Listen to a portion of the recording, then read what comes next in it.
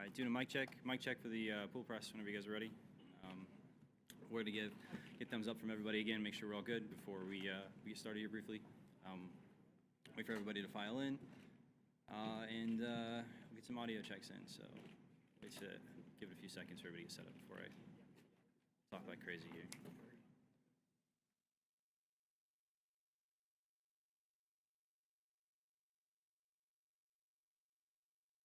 The mults are line level. For when you plug in, the mults are line level.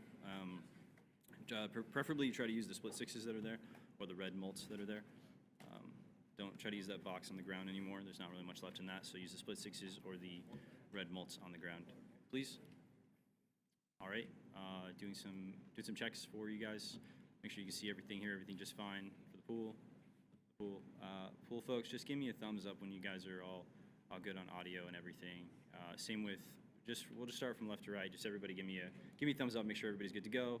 Awesome. That way we're not struggling last minute here. Okay, pool folks, are you guys good? See pool cam? You're good? Okay, awesome. I'm gonna get out of here. Sweet.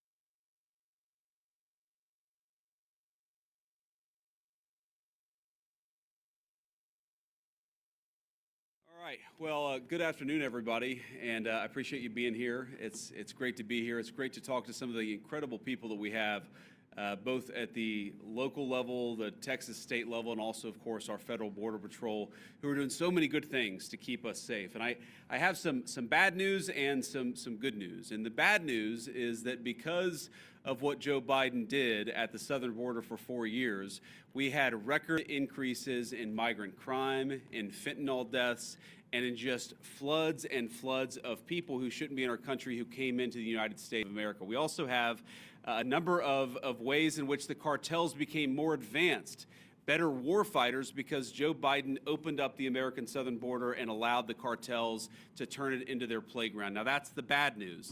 The good news is, as President Trump said last night at the State of the Union, it turns out we didn't need new laws. We didn't need fancy legislation. We just needed a new president of the United States, and thank God that's exactly what we have. And I will say that the most heartening message that I take away from my visit here at the Texas border is the number of Border Patrol agents who have come up to me and said thank you, or said because of this, we've cut the number of border crossings from 1,500 a day to 30 a day. Or the people who have come up and said we've seen a reduction in 85% of the number of people who are dying at the American southern border. And every single day that we continue to keep this border safe, that means less migrant crime, that means less fentanyl coming into our communities, that means more safety and security for the people of the United States of America. And of course, we know the border problem, the border crisis under Biden's administration was a national crisis, but it acutely affected the community here. And I've already heard heartbreaking stories of people who are still picking up the pieces, local mayors who are still dealing with the budgetary consequences of what the Joe Biden administration allowed to happen at the American southern border. And that, too, is something that President Trump is going to help address, help fix, and help solve. Now, I wanted to bring Secretary Hegseth and Director Gabbard at DNI down here because, one, I obviously enjoy their company, and it's good to have them down here with me looking around today. But unfortunately, we know that because of what's happened, the border crisis has become a matter of national intelligence, and it's also become something that requires the Department of Defense to engage with. I was talking with Paul Perez earlier. The drone technology that the cartels are using requires, unfortunately, a military response and military support. So it was important for Secretary Hegseth to see what's going on because we know that the millions and millions of people who were let in over the last 4 years, many of them are connected to foreign terrorists. It's important for our leader of national intelligence to get a sense of what's here on the ground. So before we take questions from the press, and all of us are willing to take questions, I want to give Secretary Hegseth and then Director Gabbard an opportunity to say a few words themselves. Mr. Secretary. Well, Mr. Vice President, thank you very much for inviting us. It's great to be here with you, with the director, with our fellow friends in civilian clothes and in other shades of green. This is a demonstration of a true partnership on the southern border. As President Trump has made clear on the campaign trail and from day one and last night, border security is national security. And from the Defense Department, we've watched for a couple of decades other people's borders being secured while ours was open for an invasion of drugs and of violence and of chaos for American communities. That stops under President Trump. And the Defense Department has assets that we can bring to bear, not just troops, not just surveillance, not just equipment, but actual planning and capabilities that enhance what Border Patrol is already doing, which is why it's been incredible to hear from our partners about what we've been able to allow them to do, facilitate them, and we've seen it in the numbers. 98% drop in crossings on the southern border. We're not yet at 100% operational control, but we are on our way because that is the mandate that the president has given us. So more resources are coming to this border. We are dedicated to securing it. That's the reason for our trip and our partnership. And I want to thank all the men and women who've been doing it recently in uniform, who have been doing it a long time, right here, have dedicated their lives to securing the American people. And at the Defense Department, we are committed to continuing to being a big part of it. So, Mr. Vice President, thanks for having us. Absolutely, man. Thank you. Great. Now, Director of National Intelligence, Tulsi Gabbard. Tulsi. Thank you, Mr. Vice President, for your leadership in bringing the country's attention to what has been happening here at the border and the significant change that has already occurred under the short time that President Trump has been in office. Really, what you're seeing here today and what you'll continue to see is a unified effort across President Trump's national security team, the Department of Homeland Security, towards our mission, which is to ensure a safe, free, and prosperous society for Americans. As Director of National Intelligence, there are a number of areas where we are focused. The President talked about in his speech, over 21 million people have come across our borders illegally under Joe Biden's administration. There are many of them that we don't know who they are. They have not been vetted. We don't know where they are. I'll give you one quick example of one of the problems that we are getting after. From Central Asia, there were over 4,000 people who came across our borders using an ISIS-affiliated network. Our National Counterterrorism Center went and identified those individuals. There were hundreds of them who were either known terrorists or associated with known terrorists. That information was provided to the Biden administration. You may remember in some of the news, a little over 100 of those people were arrested in 2024. Of those who were arrested, only 8 were either deported or remained in custody. Only 8. The rest of them were released back into our country. Where are they? What are they doing? What may they be plotting?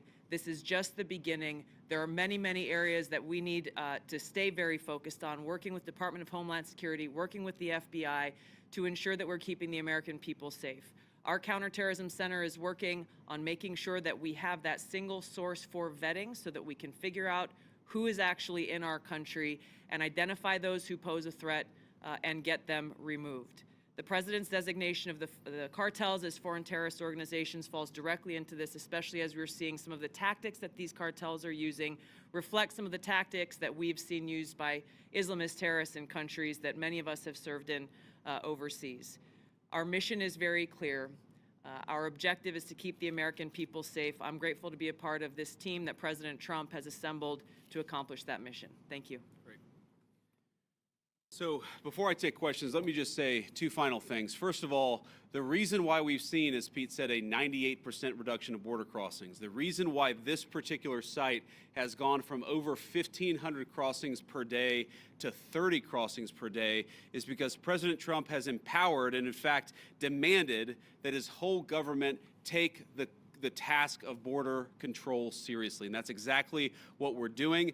And of course, and this leads me to my final point before we take questions, it is impossible to do without the men and women on the ground who are actually doing the hard work. They just want to be empowered to do their jobs. President Trump has made that possible. So from the bottom of my heart and for a grateful nation, to every person I've met here today, thank you for working hard on the American people's business. It's been an honor to be with you. It's been an honor to see what you do, and we're going to keep on supporting you over the next 4 years. Congressman Gonzalez, thank you for being here, and thank you for your leadership. And now we'll take some questions from reporters. Sir.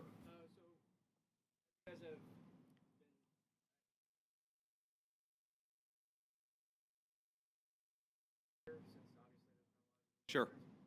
What is, in your opinion, the biggest obstacle? Even though, yes, like apprehensions and arrests and deportations have gone up in its first month, but a lot of people are expecting a bigger capacity for deportations. Yeah. What's the biggest? So let me say a few things about it. First of all, Rome wasn't built in a day, and we have seen pretty significant increases in deportation, apprehensions, and arrests. But we have to remember that President Biden gutted the entire immigration enforcement regime of this country. We are trying to rebuild so that we actually empower people to enforce the immigration laws of the American people. It is common sense. It's what the American people want us to do. There are a couple of other things that we're working on, and I don't want to get ahead of any public announcements, but one of the ways that we wanted to make sure that we're enforcing our border is that we make it easier for people who are here illegally to go back home of their own accord. We don't want to have to go around and arrest every person, but we will enforce the American people's immigration laws. If you're here illegally, the message from our administration is you should go back home, and if you want to come to the United States, apply through the proper channels.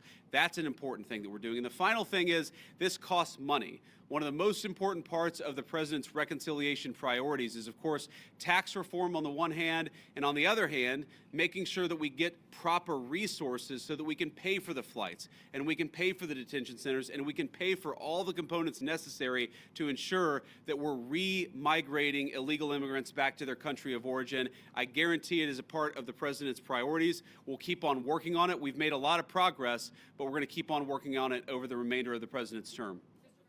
Yeah, go ahead. Mr. Vice President, I want to ask about border wall and tariffs. But first on the border wall, how do you and the President... Could you say your outlet, by the way, when you guys ask questions? Yeah, Reagan Reese, Daily Caller. Thank you.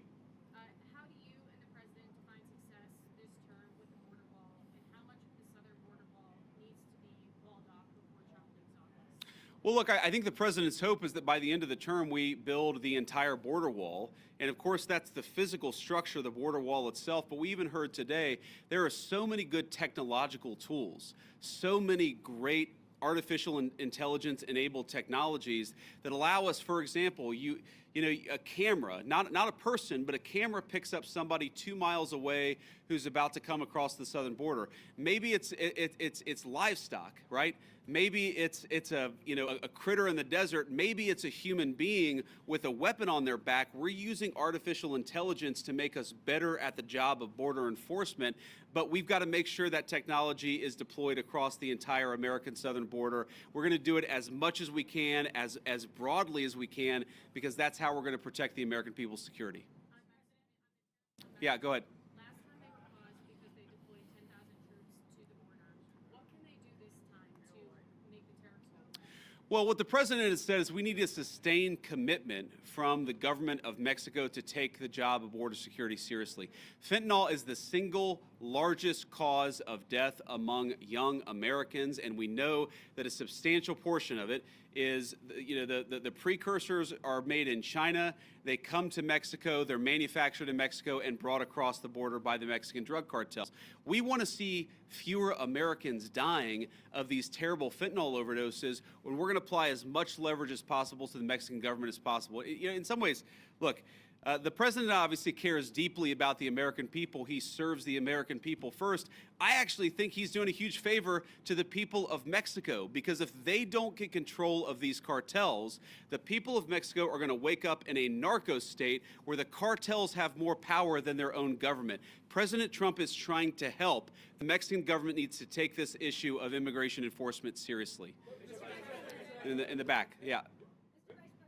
Go ahead. So since the designation of the cartels as terrorists, does that give the United States a green light to go into Mexico and to strike them there? I mean, right now, obviously, they've struck in the Houthis in Yemen, so why not, when we see cross-border violence, go after them in Mexico? And then my second question is about the designation. I'll follow up on this.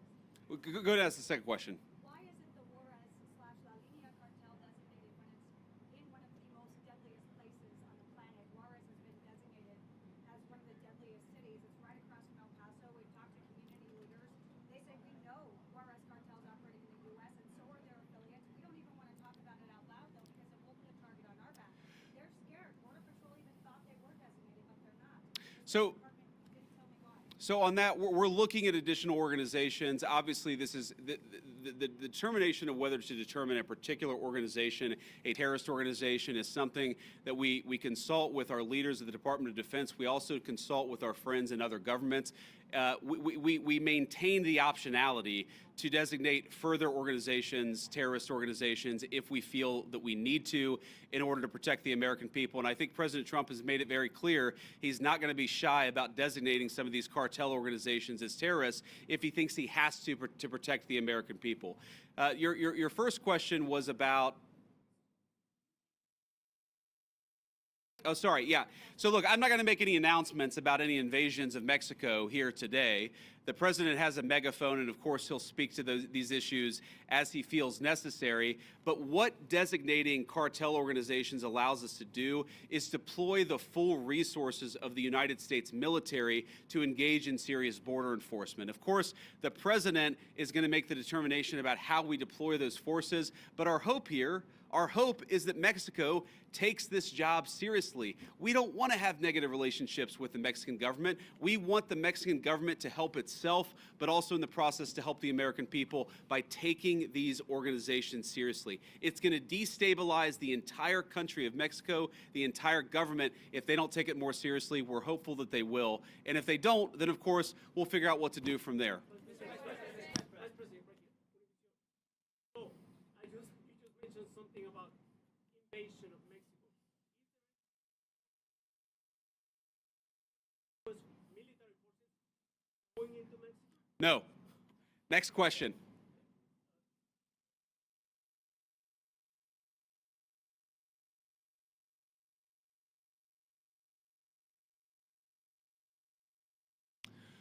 Well, a number of industries have reached out to us to ask us for exceptions to the tariffs, but I think the president's been very clear here that he wants the tariffs to apply broadly. He doesn't want to have 500 different industries getting 500 different carve-outs. And the way to avoid application of the tariffs is to have your factory and have your facility in the United States of America. That is the way. Invest in America. That is how you will avoid being penalized by these tariffs. Sir.